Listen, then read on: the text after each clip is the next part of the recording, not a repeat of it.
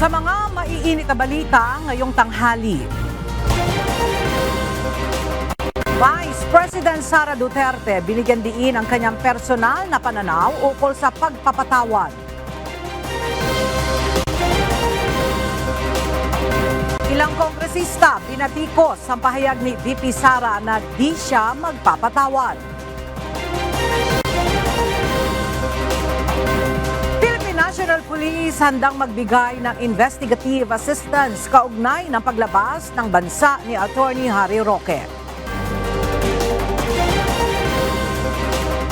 4 patay habang 26 ang sugatan matapos na mawala ng preno ang isang 10-wheeler truck sa Katipunan Avenue flyover sa Quezon City. Japan tutulong para mapalakas ang seguridad at depensa ng Pilipinas. At 13 programa ng UNTV pinarangalan sa Anak TV Awards 2024. Magandang tanghali mga kasangbahay. Ngayon po ay araw ng Biyernes, December 6, 2024. Tayo po ay sabayang napapakinggan sa Radyo La Verdad 1350, ang UNTV Radio. At una sa mga balita ngayon tanghali. Bilang bahagi ng pagdiriwang ng anibersaryo ng Office of the Vice President, nag-iikot si Vice President Sara Duterte sa iba't ibang lugar sa Pilipinas. Kasabay din ito ang pag-iiwan ng pangalawang Pangulo ng mensahe at pagpapasalamat sa lahat ng sumusuporta sa mga proyekto ng kanyang tanggapan. Ang detalye sa report ni Jed Naresina. Sa gitna ng impeachment complaints laban kay Vice President Sara Duterte, nag-iikot siya sa iba't ibang lugar sa bansa bilang bahagi ng pagdiriwang ng ika-89 na anibersaryo ng Office of the Vice President. Sa naturang gift-giving, nagpaalala si VP Sara sa publiko na maging mapagpatawad, mapagbigay at mapagmahal ngayong magtatapos na ang taon. Sa kanyang talumpati, sinabi nito na kailangan niyang bigyang diin ang mga bagay na ito bilang siya ang pangalawang Pangulo ng bansa. Ngunit iba naman aniya ang kanyang personal na pananaw sa bagay na ito. Forgiving, giving, and loving. Lagi ko pong sinasabi na depende po yan sa tao. Pero dahil ako ay Vice President, kailangan ko sabihin sa inyo na yan po ang mensahe. Pero po ako, hindi po talaga ako magpapatawad. Nasa sa inyo na yan. Kung magpapatawad kayo, dahil iba-iba naman ang tao eh. Diba? Meron sa atin mabilis magpatawad, meron sa atin matagal, at meron sa atin dinadala na talaga sa hukay ang galit. Bukod dito, inisa-isa ni Vice President Duterte ang 3 bagay upang aniyay magbago ang mukha ng pamahalaan, maging ang pamamalakad ng mga politiko sa ating bansa. Una, ano ang mga pangako na napako? Pangalawa, hindi niyo utang na loob sa kanila ang ayuda. Pangatlo, hindi dahil anak yan ng politiko, ay automatic ang boto ninyo. Ayon sa Vice Presidente, dapat suriin mabuti ng isang botante ang mga kandidato at huwag magpapadala sa mga matatamis na salita sa kampanya. Paliwanag ni VP Duterte, ang tunay na nagbibigay kredibilidad sa isang politiko ay kung ang kanyang mga pangako ay nagagawa o natutupad. Bukod dito, binigyang diin ng pangalawang Pangulo na hindi utang na loob ng mga mamamayan ang ayudang ibinibigay sa kanila dahil ito ay pera ng bayan at hindi ng mga politiko. Serbisyo ito ng pamahalaan na ipinadaraan lang sa mga opisyal ng gobyerno. Panghuli, hindi rin dapat gawing batayan ng pamilyang pinanggalingan o political dynasty para agad iboto. Maigi niyang kilalanin muna ng mga tao kung sino ang kanilang mga iboboto sa darating na eleksyon. Jed Naresina, UNTV News and Rescue. Diyos ang aming sandigan, serbisyo publiko ang aming pinahahalagahan. Binatikos ng ilang kongresista ang pahayag ni Vice President Sara Duterte hinggil sa pagpapatawad. Anila, Hindi usapin ang pagpapatawad kundi ang accountability kaugnay ng paggastos ng Office of the Vice President sa milyong-milyong pisong halaga ng confidential funds. Mula sa Caloocan City, alamin natin ang detalye kay Rosalie Coz, live. Rosalie, ano ang demand ng mga kongresista kay VP Duterte? Ella, hindi humihingi ng pagpapatawad kay Vice President Sara Duterte ang taong bayan. Bagkus humihiling ang publiko ng pananagutan dahil sa kontrobersya sa paggastos ng milyong pisong halaga ng confidential funds. Ito ang binigyang diin ni Akbayan Party List Representative Percy Sendanya ang nag-endorso ng unang impeachment complaint laban sa pangalawang Pangulo sa Kamara. Ayon sa Akbayan Party List Representative, bagsak na nga umano sa pamuno si VP Duterte ang baba pa umano ng emotional intelligence nito. Reaksyon nito ng kongresista sa ipinahayag ng pangalawang Pangulo na hindi siya magpapatawad. Batay naman kay House Deputy Minority Leader, ACT Teachers Party List Representative Franz Castro, nagpapakita ang pahayag na ito ni VP Duterte ng double standards. Ang gustoan niya ng Vice Presidente ay patawarin siya sa di umano'y di tamang paggamit ng pera ng bayan. Pero ito magiganti sa mga kumakalaban sa kanya at naglantad sa mga ginawa niya. Giit naman ni House Deputy Majority Leader La Union 1st District Representative Paulo Ortega, dapat patawarin muna ni VP Duterte ang kanyang sarili upang makapagpatawad sa iba. Ang pahayag ni VP Duterte hinggil sa hindi pagpapatawad, sinabi niya sa isang Thanksgiving event kaugnay ng anibersaryo ng Office of the Vice President. Anya bilang isang Vice Presidente ay kailangan niyang sabihin na dapat maging mapagpatawad, mapagbigay at mapagmahal ngayong magtatapos na ang taon. Pero ibaan niya ang personal niyang pananaw ukol dito dahil hindi siya ang tipo ng taong mabilis magpatawad. Balik sa iyo, Ella. Maraming salamat, Rosalie Coz. Posibleng ihain sa susunod na linggo ang ikatlong impeachment complaint laban kay Vice President Sara Duterte. Samantala, nangangalap na ng pirma ang Makabayan Bloc lawmakers para sa impeachment resolution laban sa pangalawang Pangulo. Ang detalye sa ulat ni Rosalie Coz. Kinumpirma ni House Secretary General Reginald Velasco na posibleng may ikatlong impeachment complaint na ihahain laban kay Vice President Sara Duterte sa susunod na linggo. Ang reklamong ito isasabay ng i-transmit sa tanggapan ni House Speaker Martin Romualdez. Inihayag ng House official na may mga kongresistang kumausap sa kanya upang sabihing kinukonsidera rin ng mga itong maghain o mag-endorso ng impeachment complaint laban kay VP Duterte. Tumanggi na itong idetalye kung sino mga kongresistang ito at kung kabilang ba sila sa majority bloc. Dagdag pa nito, kasalukuyan na ring pinag-aaralan ng kanilang legal team ang dalawang impeachment complaints na unang inihain sa Kamara. So our target is,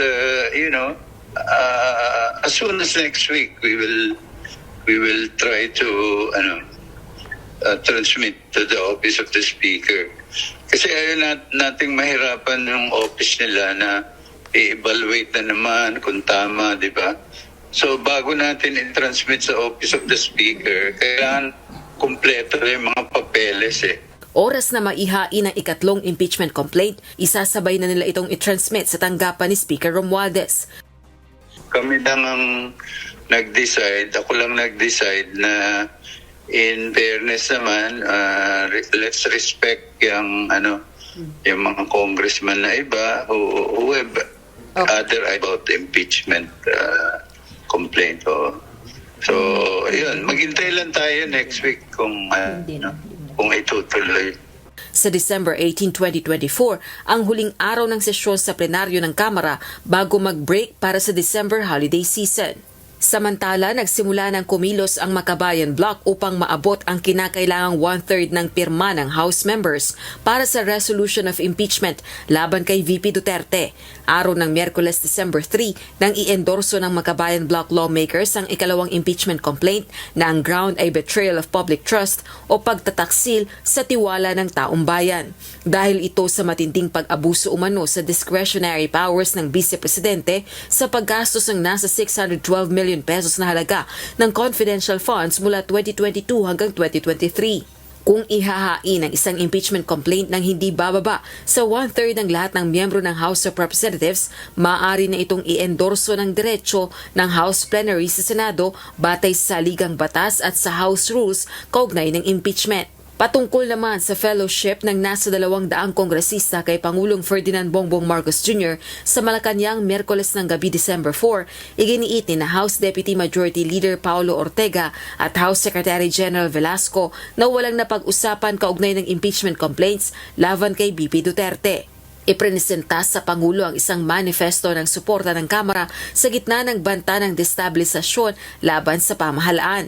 Wala pong kahit anuman katotohanan yung mga lumabas o na-speculate o iniisip ng ibang tao. Karamihan po sobrang simpleng salo-salo lang at ang highlight po nung night yung prinisinta po yung resolution of support ng House. And syempre, nagpasalamat po yung Pangulo na nakikita niya na buo po ang suporta ng House of Representatives sa kanya. Yung impeachment, sir, hindi na pag-usapan? Wala.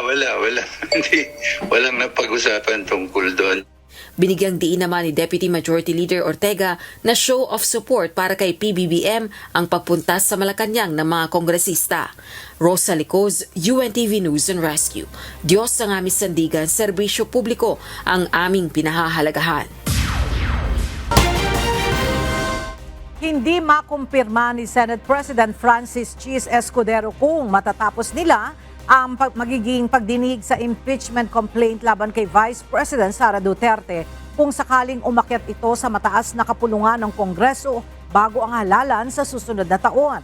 Ayon sa senador, pagbobotohan nila ang magiging schedule ng impeachment trial at posibleng isagawa ito kahit naka-adjourn ang plenaryo ng Senado. Sa ngayon ay wala pang ginagawang anumang paghahanda ang Senado kaugnay ng impeachment complaints. Hindi ko kayang sabihin kung may oras, pero anumang trabaho ang ibabato sa Senado, susubukan namin gampanan dahil tungkulin namin yon. Nadinggin anumang kasong iyahain sa amin. Pero kung susuriin nyo yung mga nagdaang panahon, halimbawa yung impeachment complaint kay dating Chief Justice Corona, ang timetable noon ay nagsimula o naihiyain sa Senado ng Disyembre, natapos, kung hindi ako nagkakamali, ng dulo ng Abril. O bandang Mayo na, kaya lang yung taong yon walang eleksyon. So, iba-iba. Iba-iba yung timetable. Handang magbigay ng investigative assistance ng Philippine National Police sa ahensyang mag-iimbestiga sa paglabas ng bansa ni dating Presidential Spokesperson Attorney Harry Roque. Ayon kay PNP Public Information Office Chief Police Brigadier General Jean Fajardo, ang Bureau of Immigration ang nag-iimbestiga sa pag-alis ni Attorney Roque. Subalit sakali anyang hingi ng tulong ng pulisya kung saan dumaan palabas ng bansa si Roque ay tutulong sila. So ang direction na po ng investigation po ngayon is how come nakalusot po siya at kung dumaan po ba siya doon sa normal na proseso, meaning doon sa ating mga ports and airports po. So I think the BI is already conducting investigation. On the part of the PNP, kung kinakailangan pong mag-provide po tayo ng investigative assistance for purposes of establishing kung saan-saan ba siyang area possibly dumaan, then the PNP will provide the necessary assistance po. Pinaghahanap si Roque ng mga otoridad matapos na maglabas ng arrest order ang Kamara kaugnay ng hindi nito pagdalo sa mga pagdinig sa issue ng illegal POGOs. Pinagbigyan ng Timor-Leste ang hiling ng pamahalaan ng Pilipinas na extradition o pauuwiin na sa bansa si dating Congressman Arnolfo Arnie Teves Jr. Nagpasalamat ang DOJ sa desisyon ng Timor-Leste at dahil dito ay mahaharap na rin ni Teves ang mga kasong murder na isinampa sa kanya kaugnay ng pagpatay kay Governor Ruel de Gamo at iba pa. Dagdag pa ni DOJ Undersecretary Margarita Gutierrez, maaari pang umapela si Teves sa loob ng 1 buwan at pagkatapos maresolba ng apela ay saka pa lamang malalaman kung kailan ito mapapauwi. Ang desisyon ng Timor-Leste ay kasunod ng ikalawang pagdinig ng korte sa extradition case ni Teves na una ng hinarang ng kanyang mga abogado. Binigyan diin ng kagawaran na patunay lamang ito na may merito o bigat ang kanilang request. Sabi naman ng abogado ni Teves na si Attorney Ferdinand Topacio, hindi pa niya nakita ang desisyon kaya hindi pa siya makapagbibigay ng komentaryo rito. Planong maglagak ng piyansa ng legal counsel ni dismissed Mayor Alice Guo para sa kaso ng kanyang kliyente na material misrepresentation sa Capas Tarlac Regional Trial Court. Gayunman, hindi pa rin makalalabas ng kulungan si Guo kahit mabayaran ang piyansang 36,000 pesos dahil may kaso pa itong non-bailable na may kinalaman sa qualified human trafficking. Sa kabila nito, umaasa pa rin ang kampo ni Guo na bibigyan sila ng pagkakataon ng Pasig City Court upang makapagpiyansa sa trafficking case nito. For this one, kasi hindi pa kami nakakapag-bail talaga din. Pero bailable offense naman siya. So yun muna ilalakarin namin. Magbe-bail muna kami for until next week. Aayusin lang namin yung mga requirements and all. Ganap ng batas ang panukalang Ligtas Pinoy Centers at Student Loan Payment Moratorium during disaster and emergency matapos lagdaan ni Pangulong Ferdinand Marcos Jr. sa Malacanang kanina. Mula sa Maynila, alamin natin ang detalye kay Nel Maribuhok, live. Nel, ano ang mahalagang nilalaman ng mga bagong batas na ito? Yes, sa ilalim na nilagdaang Ligtas Pinoy Centers Act, magiging mandato ang pagtatayo ng mga evacuation centers sa kada syudad at munisipalidad na siyang pansamantalang masisilungan ng mga biktima ng kalamidad. Dahil dito maiiwasan na magamit ang mga eskwelahan na pangkaraniwan ng ginagamit bilang evacuation center. Ayon kay Pangulong Marcos, sa pamamagitan nito matitiyak na matutugunan ang pangangailangan ng ating mga kababayan tuwing may emergencies. Through this, we are also integrating into the very consciousness of every Filipino that preparedness is as vital as responsiveness. Whenever disaster strikes, we can and will respond. Noong Sabado, dinalaw ko ang mga evacuation center ng ilang mga nasalanta ng sunog sa Tondo. Alam niyo po, naantig ako sa nakita ko dahil sa kabila ng pinagdadaanan nila, nakangiti pa rin sila at ang init pa rin ng salubong na ibinigay sa atin. Dito ninyo makikita ang pagiging matibay ng mga Pilipino. Kahit nasa gitna ng matinding pagsubok, nagagawan pa rin ng paraan upang sumaya. Tibay ng loob at tatag ng pananampalataya sa may kapal, yan ang kanilang tangan. Ganap na rin batas ang panukalang Student Loan Payment Moratorium during disasters and emergencies. Ang bagong batas na ito ay nagbibigay ng agaran tulong pinansyal sa pamamagitan ng pagpapaliban ng koleksyon ng utang ng estudyante tuwing at pagkatapos ng mga kalamidad nang walang multa o interes. Nagbibigay pagkakataon nito sa mga estudyanteng naapektuhan ng kalamidad at kanilang mga pamilya na makahinga at makabangon muli sa kanilang buhay. Yan muna ang ating update. Balik sa iyo, Ala. Maraming salamat, Nel Maribuhok. Nag-uulatan live mula sa Malacanang. Nakatakdang magpatupad ng panibagong adjustment sa presyo ng produktong petrolyo ang mga kumpanya ng langis sa darating na linggo. Ayon sa Department of Energy, tataas ng 10 hanggang 30 sentimos ang presyo ng kada litro ng gasolina. Bababa naman sa 40 hanggang 70 sentimos ang kada litro ng diesel, habang 40 hanggang 60 sentimos naman sa kerosene. Sa paparating na holiday season, inaasahan na ang pagdagsa ng mga biyahero sa mga pantalan, terminal at paliparan. Dahil dito, magdadagdag ang Office for Transportation Security o OTS ng 100 screening officers sa NAIA upang tugunan ang holiday influx ayon kay OTS Administrator Grisaldo Nieves. Ang mga bagong screeners ay sasailalim sa aviation security training at magseserbisyo sa 4 na terminal ng NAIA kasama ang 1,032 na kasalukuyang officers. Bukod sa mga pagdadagdag ng tauhan, tiniyak din ni OTS spokesperson Kim Marquez na 24/7 na nakadeploy ang mga auditors ng civil aviation para masigurong napapatupad ang mga security measure sa paliparan. Hindi bababa sa 20 sasakyan ang inararo ng isang 10-wheeler wing van sa northbound lane ng Katipunan Avenue flyover sa Quezon City mag-aalas 7 ng kagabi, December 5. 4 na ang nasawi habang 26 naman ang sugatan na dinala na sa ospital. Sa ulat ng mga otoridad, nawalan umano ng preno ang 10-wheeler truck kaya naararo nito ang 16 na motorsiklo, 5 4-wheeled vehicle at isang bus. Ayon sa Quezon City Police District o QCPD, nahuli ang truck driver pasado 1:00 ng madaling araw. Nawala ng preno yung truck, inararo niya itong mga to. Saka mga motor, maraming na-damage. Nawala kami ng preno, tapos kami, bilis tumakbo yung truck, nasagasaan yung mga sasakyan. Then bago na disgrasya yun, lumabas yung driver, tumawag pa siya sabi na na-disgrasya kami. Tapos di na napansin kung saan siya nagpunta. Then kami, tumulong kami sa yung naipit sa motor, yung mga tao na naipit sa motor na may bali. Hindi na napansin kung saan yung driver nagpunta eh. Target ng Land Transportation Office o LTO na mas maging ligtas sa mga kalsada at maibaba sa 35% ang accident rate sa bansa sa taong 2028. Batay sa datos, nasa 32 tao ang namamatay kada araw sa Pilipinas dahil sa mga aksidente sa kalsada. Mula sa Pasig City, alamin natin ang detalye kay JP Nunez live.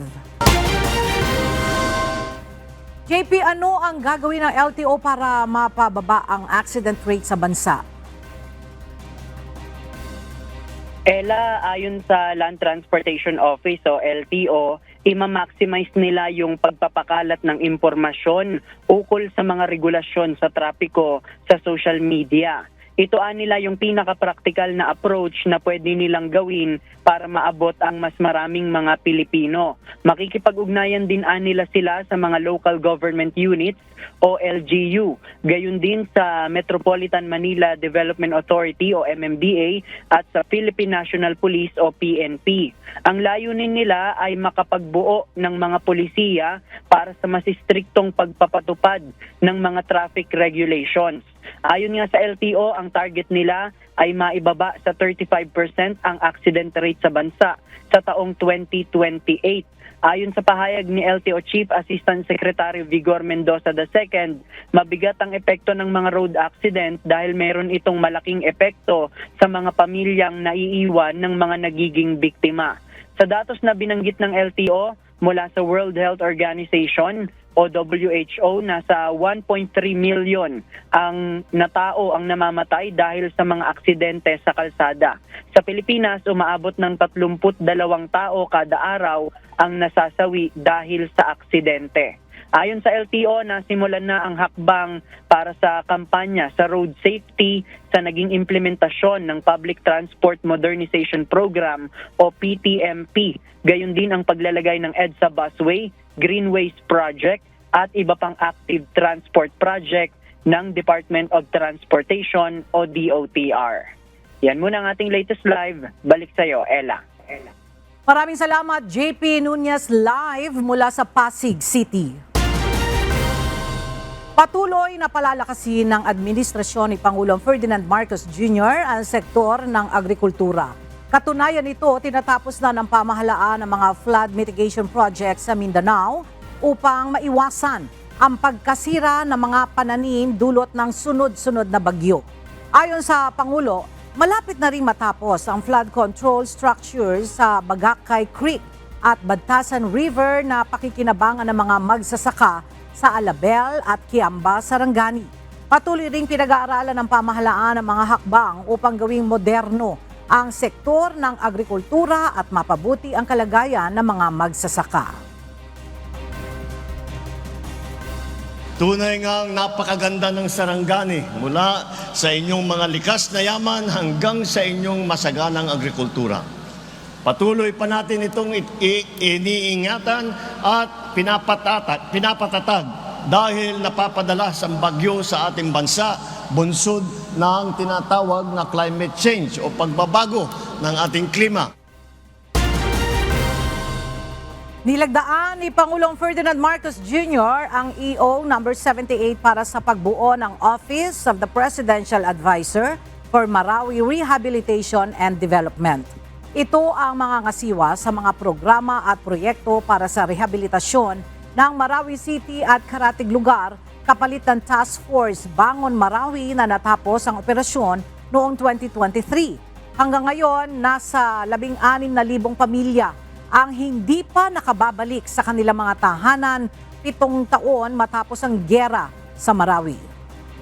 Lumagda ang Pilipinas at Japan sa isang kasunduan para sa 611 milyong pisong ayuda na magbibigay ng kagamitan at suporta sa Philippine Navy at Air Force upang mapalakas ang depensa ng bansa.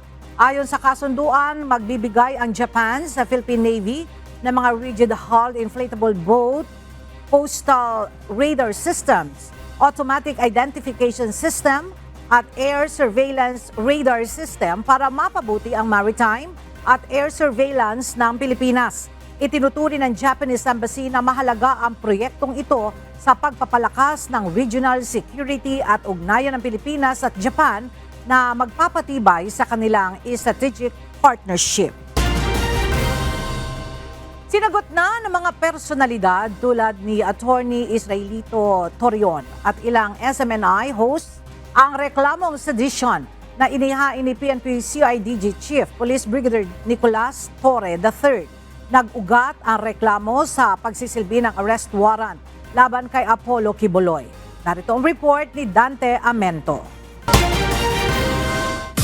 Panggigipit lamang umano ang reklamong sedition at inciting to sedition na inihain ni Philippine National Police Criminal Investigation and Detection Group Chief Police Brigadier General Nicolas Torre III laban sa SMNI hosts na sina Jeffrey Eric Celis at Dr. Lorraine Badoy. Gayon din kina Attorney Israelito Torion, abogado ni KOJC leader Apollo Kibuloy at vlogger na si Banat May. Nagugat ang reklamo sa pagsisilbi ng warrant of arrest kay Kibuloy. Nakita nyo naman, the government is serving a warrant of arrest against 5 fugitives and they're preventing us from doing so. Ayon sa SMNI host na si Celis, sinagot na nila ang reklamo sa isinagawang pagdinig kahapon sa Department of Justice o DOJ. This is just a part ng systematic na pamimerwisyo ng PNP, lalo na ni Nick Torre. Hindi pa siya nakontento sa kanyang ginawa o sa kanilang ginawa na paglapastangan sa mga konstitusyonal na karapatan ng mga mamamayan doon sa Davao. Naniniwala si Celis sa pamamagitan ng mga pagdinig sa DOJ ay mabibigyan sila ng due process. Nakatakda ang susunod na pagdinig sa December 10 kung saan inaasahan na maghahain ng sagot ang PNP-CIDG sa kontrasalaysay ng mga respondent. Dante Amento, UNTV, News and Rescue. Diyos ang aming sandigan, serbisyo publiko ang aming pinahahalagahan. Magpapatupad ang Department of Migrant Workers ng mas mahigpit na requirements para sa mga recruitment agency na nagpapadalaw ng Pilipinong manggagawa sa Saudi Arabia at Kuwait. Kaugnay nito, isang memorandum circular naman ang inilabas ng kagawaran na layong maprotektahan ang karapatan ng mga overseas Filipino worker. Narito ang report ni Benedict Samson. Hindi na basta-bastang makakapagpadala ng overseas Filipino workers sa Saudi Arabia at Kuwait ang kahit sinong legal na recruitment agencies kung hindi ito kwalipikado sa whitelist requirement na inilabas ng Department of Migrant Workers. Ngayon, kung kayo po ay wala sa criteria at licensed recruitment agency kayo, hindi kayo pwede mag-deploy ng HSW patungo ng Saudi at Kuwait. Yun po yung malinaw na difference doon. Pwede kayo mag-deploy sa ibang destination countries but not to Saudi and Kuwait na kung saan may whitelist framework. Ayon kay DMW Undersecretary Bernard Olalia, nakapaloob sa Memorandum Circular No. 4 na ang bawat private, foreign at mega recruitment agencies ay dapat mayroong isang welfare desk officer. Dapat din nila na wala itong kinakaharap na mabigat na recruitment violation at hindi rin blacklist ang employer nito. Yung FRA ay may isang empleyado na magmo-monitor ng kanilang mga tinanggap at mga dineploy na OFWs sa iba't ibang employers sa destination countries. Aalamin nila ang sitwasyon, tatawagan nila at kung may problema, tutulungan nila. Ang whitelisting requirement ay naglalayong maiwasan ang pananamantala sa mga OFW at matiyak ang mga karapatan ng manggagawang Pilipino. Nisigurado natin na yung may magandang track record lamang ang makakapag-deploy ng mga domestic workers. And of course, we have bilateral labor agreements with the major countries, the major destinations ng OFWs. Samantala sa Memorandum Circular Number 5, nakasaad naman na dapat nasusunod ang job description ng isang job order posisyon. Dun sa kontrata, kailangang naka-attach ang job description. So kung labas sa job description ang gagawin ng residential support staff or residential support worker, then i-report niya yan kasi it's a violation of the contract. Muli namang nagpaalala ang DMW na huwag pumatol sa hindi lisensyadong recruiter upang makaiwas sa abala lalo kapag nakarating na sa ibang bansa. Maaari naman anilang bumisita sa website ng DMW upang maberipika kung lehitimo ang recruiter na nag-aalok ng trabaho abroad. Benedict Samson, UNTV News and Rescue. Diyos ang aming sandigan, serbisyo publiko ang aming pinahahalagahan.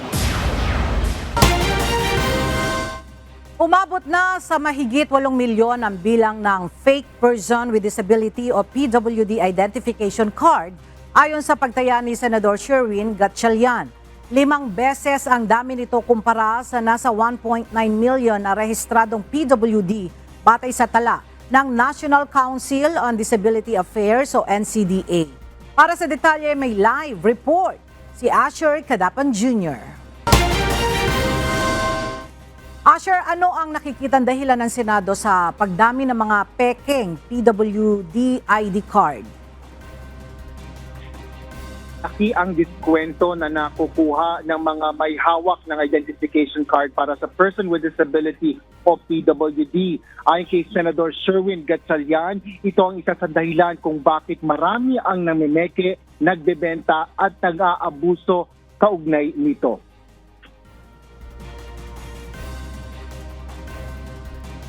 10% hanggang 20% ang discount na pwedeng makuha ng sino mang may hawak ng PWD ID card na dapat sana ay para lang sa mga may permanenteng kapansanan bilang bahagi ng vulnerable sector. Partikular na makukuha ang diskwento sa pagbili o pagbayad ng produkto o serbisyo gaya sa mga restaurant, hotel at ilang pampublikong transportasyon. Maaari pang makakuha ng karagdagan 12% discount mula sa Value Added Tax o VAT sa ilang kaukulang bayarin bilang bahagi ng benepisyo para sa mga PWD. Ayon kay Senator Gatchalian, lalo pang lumalaganap ang peking PWD cards dahil hirap ang maraming establishmento sa pagbeberipika kung lehitimo nga ba ito o peke. In terms of tax leakage, system-wide, it's about 110 million, meaning 110 billion, are supposed to go to the government. No? But 88 billion of that is illegitimate because the source is obviously from illegitimate or fake PWD card. Isa sa mga dumadaing kaugnay nito ay ang grupo ng mga restaurant owners sa bansa. Ayon kay Resto PH President Eric Teng, karaniwan na ngayon na magkaroon sila ng isang grupo ng 10 customers na lahat ay may PWD ID card.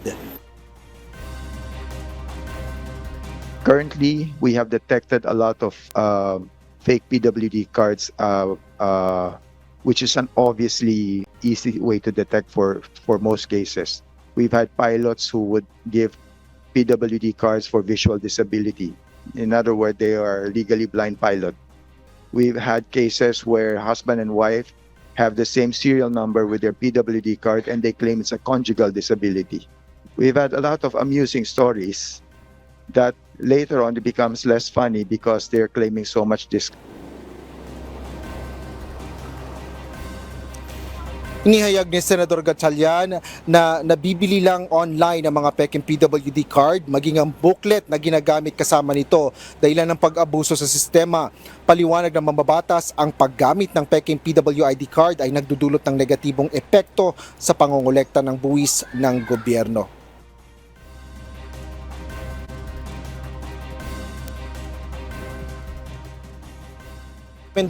Ang ibinahagi ng iba't ibang panig ng mga dumalo sa committee hearing sa Senado. Kabilang na dito yung paglalagay ng QR code sa mga PWD ID card upang madaling maberipika ng mga establishmento kung lehitimo nga ang mga ito. Dapat rin nilang bigyan ng kapangyarihan o otoridad ang mga negosyante para makapagkumpiska ng mga peking PWD card. Gayon din ang pagpapataw ng batas ng mas mabibigat na kaukulang multa at parusa sa mga gumagamit, nagbebenta at namamahagi ng mga PWD card. Yan ang latest. Balik sa'yo, Ella. Maraming salamat, Asher Kadapan Jr. live mula sa Maynila. Muling nagpaalala ang Department of Trade and Industry sa publiko na maging maingat sa pagbili ng mga paputok at pailaw ngayong holiday season. Tiyakin ang bibiling produkto ay pasado sa quality at safety standard upang makaiwas sa anuman disgrasya. Narito ang report ni Nestor Torres.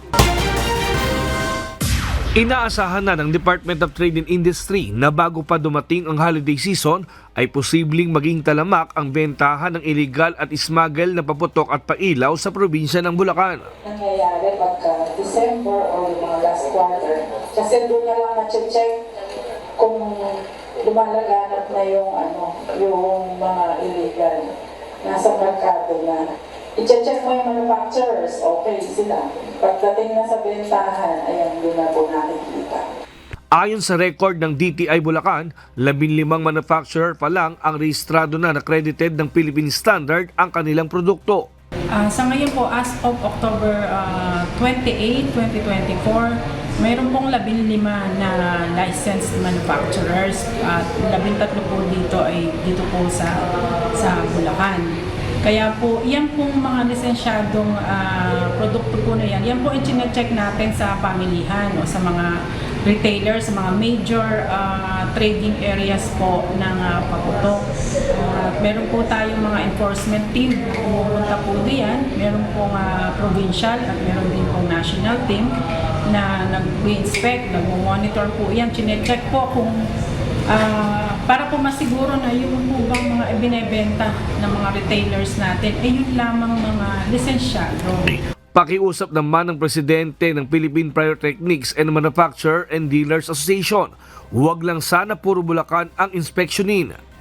Yung lumabas kanina na tanong ko is yung balancing ng inspection na lagi na lang Bukawi, Bulacan ang kanilang tinututukan, yung FTED ng DPS. So sana kung talagang gusto natin ipatukan yung mga batas, sana balansihin natin doon sa lugar din na makikitaan mo na meron ding nagtitinda ng mga fireworks like Divisoria.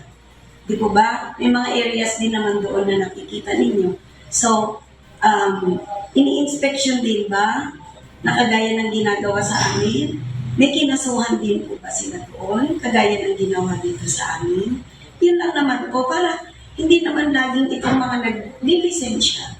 Sila pa po yung parang takot na takot. Samantala, ipinahayag naman ng ilang manufacturer sa Bulacan ang kanilang pagkadismaya sa pagkalat ng mga di-otorisadong paputok at pailaw sa merkado.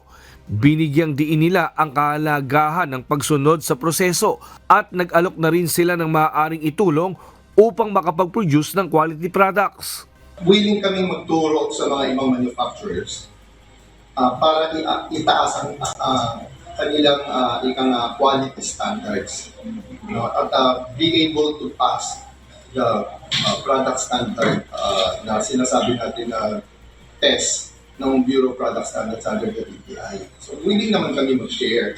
So, yung mga qualities na umabagsak, sumasabog sa baba, dapat hindi nangyayari yung mga ito. So, pwede naman kami magtulong doon. Muling nagpaalala ang DTI sa publiko na maging maingat sa pagbili ng mga paputok at pailaw. Suriin kung mayroong mandatory marks ang bibiling produkto gaya ng Import Commodity Clearance o ICC stickers and Philippine Standards o PS marks. Ito kasi ang magpapatunay na dumaan sa masusing pagsusuri at pumasa ang mga ito sa quality at safety standards. Nestor Torres, UNTV News and Rescue. Diyos ang aming sandigan, serbisyo publiko ang aming pinahahalagahan. Isang nagpalutang-lutang na mangingisda ang nasa gitna ng Philippine Navy sa layong 6.4 nautical miles mula sa Andulingan Island, Sitangkay, Tawi-Tawi, kamakalawa ng umaga. Nakakapit sa piraso ng styrofoam ng matagpuan ang mangingisda na nakilalang si Rocco Samba, residente ng barangay Tandubanak sa bayan ng Sibutu. Nilapatan ng paunang lunas ang mga sugat ng mangingisda at binigyan ng pagkain at damit. Napag-alaman ng mga otoridad na noong December 2, tumaob ang bangka nito habang nangingisda malapit sa Sibutu Island. May mga kumukwestiyon sa pagpaparehistro ng mahigit 10,000 mga bagong botante sa buong probinsya ng Masbate. Kasama sa bilang na yan ang mga transferee o lumipat ng lugar kung saan boboto at maging mga estudyante ng mga bagong botante. Para sa detalye, makibalita tayo kay Jerry Galicia live. Jerry, yan bang mga kinukwestiyon ang rehistro ay po pwedeng makaboto sa darating na halalan sa Mayo? Yes, Ella, ayon kay Commission on Election o COMELEC Masbate Provincial Director Attorney Alberto Cañares III, may posibilidad na makaboto yung mga folks, registrants o may mga individual na questionable ang pagparehistro dito nga sa nalalapit na May 2025 na halalan. Ito ay kung papayagan sila ng korte na maisama sila sa listahan kwalipikadong botante. Sa taya ng COMELEC Masbate, umabot sa 10,467 o post-registrants o itinatawag na may question sa pagparehistro sa bilang botante na sa nalalapit na halalan. Hindi ito inaasahan ng COMELEC Masbate ang bilang na ito. I would say na unexpected yung number. Pero yun, karapatan naman kasi ng tao kung talagang residente sila sa lugar na yan. Di ba kasi ganito yun, yung different scenarios dyan. Meron yung mga nabuhay sa, halimbawa sa Masbate City, based sa Manila or somewhere else, dito sa loob ng lalawigan. Ela ay pa sa komisyon, umabot sa 28,500 ang sinelan sa Election Registrations Board mula April 15 hanggang October 14 hanggang ngayong taon. At kabilang dito ang disapprove na 7,122 registrants. Yan ay sa buong probinsya ng Masbate. Ilan sa dahilan kaya dumami ang mga bagong aplikasyon ay pagkapalipat ng lugar ng pagboto. Ang iba naman ay mga estudyante sa ibang lugar na ninirahan. Bagamat tinutulan ang kanilang pagre-rehistro, mayroon pa rin naman silang illegal na remedyo para makaboto. Pero meron pa naman diyang posibleng remedyo. No? Yung halimbawa, sinabi na okay, application is denied. Meron pa naman sa korte yung tinatawag na inclusion proceedings. At the same time, meron din namang exclusion proceedings na pwedeng i-petition yung sa court na ito, kung grounds sila, hindi ito dapat pabutuhin.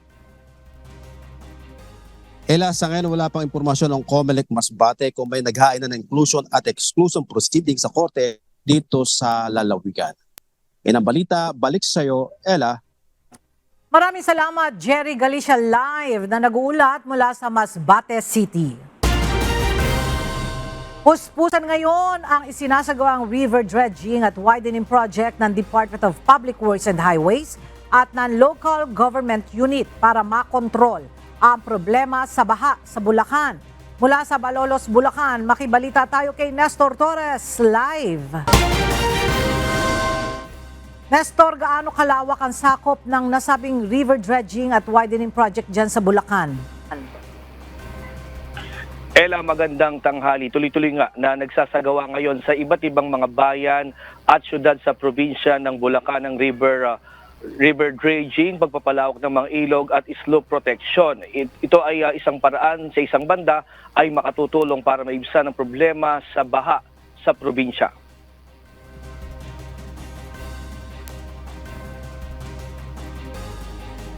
Sa pakikipagtulungan ng local government unit ay tuloy-tuloy ang flood control project na sinasagawa ngayon sa mga bayan at syudad sa Bulacan. Sa parting Paumbong, Malolos, Sagunoy, Kalumpit, Bulacan sa 1st District, maraming mga ilog na rin ang nahukay at nalagyan ng slope protection o wall na magsisilbing pangharang upang mapigilan ang mga pagbaha. Kapartner ng LGUs at ng Congressman ng Bulacan ang Department of Public Works and Highways sa pagsasagawa o pagsasaayos ng mga ilog. Isa sa mga nagawa ng DPWH ay sa parting Tabang Giginto na ngayon ay natapos na yung 2024 project na 176 linear meter na kung saan ay nagawa ang slope protection na magsisilbing pangharang sa baha. Malaking bagay ito para malaki ang magagawa nito sakaling magkaroon ng lumaki ang carrying capacity ng waterways. Sa ngayon po, ang DPWH ay nagsasagawa kami ng mga proyekto, yung mga slope protection na ginagawa namin para po unang-una maiwasan natin yung pag-overflow ng tubig galing sa mga creek. Pagka po kasi nagkaroon ka ng flood control structure, slope protection, ang isa pong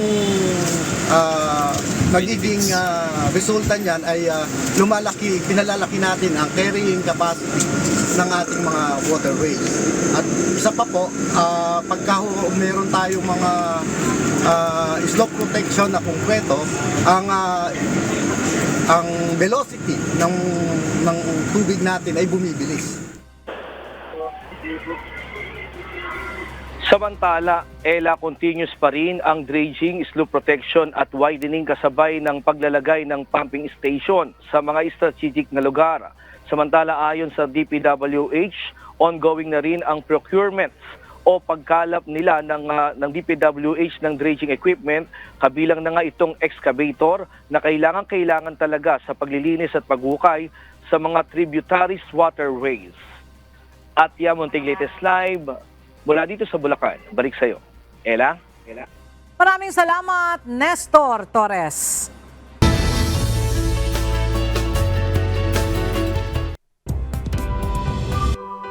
NAC TV Award kung saan ilang programa ng UNTV ang kabilang sa tatanggap ng prestihiyosong Anak TV Seal. Mula sa Quezon City, may detalye ng report si Mia Alonzo live.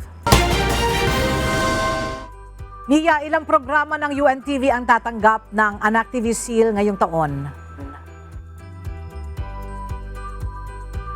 Tatlong programa ng UNTV ang inaasahang tatanggap ng pagkilala mula sa Anak TV Awards ngayong taon. Ang Anak TV Awards ay isinasagawa bilang pagkilala sa mga programa at personalidad na angkop sa mga bata. Bawat mapipili ay tatanggap ng prestihiyosong Anak TV Seal. Sa ngayon, isa ang K-drama online. Ito ang balita, Good Morning Kuya ng UNTV ang pinarangalan. Bukod sa programa ay nakatanggap na rin ng awards ang ating mga host na sina Kuya Daniel Razon, Ate Arlene Razon, Ira Mariano at Celine Ang.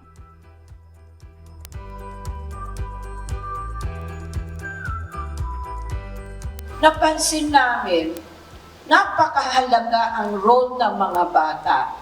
At lahat ang bukang bibig para sa amin anak, para sa anak ko. So they always think of their children as the most important aspect of their life. Nakikita natin, mas matalino ang mga bata ngayon. At makikita natin, kailangan din po ang suporta ng gobyerno.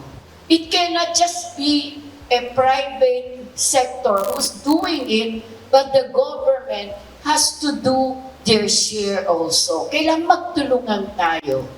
And we in the media promise you that more children program are coming in whether meron advertiser o wala. Because we have to sacrifice something. Parang tamang programa ang may pakita natin sa mga bata.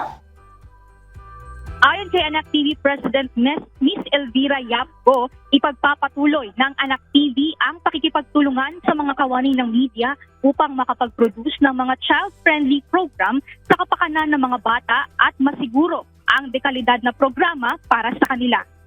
Sa Sa kasalukuyan, Ella, ay ongoing pa rin ang pagbibigay ng mga parangal at ayon sa listahan ng Anak TV, kabuuang 170 awardees ang tatanggap ng Anak TV Seal ngayong taon. Balik sa inyo, Ella. Alright, maraming salamat Mia Alonzo live na nagulat mula sa Quezon City. Nanawagan si Han Dong-hoon, pinuno ng ruling party ng South Korea, na suspendihin si President Yoon Suk-yeol upang maprotektahan ang bansa kasunod ng deklarasyon ng martial law. Nagbago ang posisyon ni Yoon matapos ang pagtutol mula sa Kongreso at kanyang partido. Ipinahayag ni Han na may mga bagong ebidensyang nagpapakita ng plano ni Yoon na mag-aresto ng mga oposisyon. Patuloy ang pagtutol ng oposisyon na nagtakda ng impeachment vote sa Sabado habang sinimula na ang investigasyon laban kay Yoon. Nakararanas ng labor crisis ang New Zealand dahil sa paglisan ng mga manggagawa at kakulangan ng artificial intelligence o AI-related skills. Nababawasan ng mga manggagawa dahil sa mababang sahod at limitadong oportunidad ayon sa Robert Walters recruitment firm. Apektado ang mga sektor ng health tech, IT support, software solutions at fintech. Hinimok ni Alex Dixon, Teen Head of Research, ang mga kumpanya na magpatupad ng remote work at hiring strategies upang makaengganyo ng empleyado, lokal man o international. Batay sa pananaliksik, 11% lamang ng mga profesional ang prioridad ang promosyon sa trabaho habang karamihan sa mga kabataan ay iniiwasan ang management roles dahil sa pressure at limitadong kompensasyon. Parating ang panibagong winter storm na may dalang heavy snow at blizzard conditions sa upper Midwest, Mid-Atlantic at Northeast ng Estados Unidos na kamakailan lamang ay tinamaan ng lake effect snowstorm. Nag-issue ng snow squall warning sa North Dakota, Minnesota at Wisconsin dahil sa biglaang whiteout at blowing snow. Sa baybayin ng Lake Ontario at Lake Erie, inaasahan ng 7 hanggang 12 pulgada ng snow, dagdag sa 3 hanggang 5 talampakan na naiulan noong Biyernes. Malawakang hangin na 40 to 50 miles per hour ang maaari magdulot ng mala-blizzard conditions. At sa ating iiwang mga salita ng Diyos na ating sandigan mula sa Aklat ng Awit, Kapitulo 119, versikulo 33, na nagsasabi, "Ituro mo sa akin, O Panginoon, ang daan ng iyong mga palatuntunan at aking iingatan hanggang sa wakas." At iyan ang mga balitang aming tinutukan at inaksyonan. Dahil sa aming pagbabalita, una ang pagkalinga sa kapwa. UNTVC News, may balita saan man panig ng daigdig. At dito sa UNTV, Diyos ang aming sandigan, serbisyo publiko ang aming pinahalagahan. Magandang tanghali at happy weekend!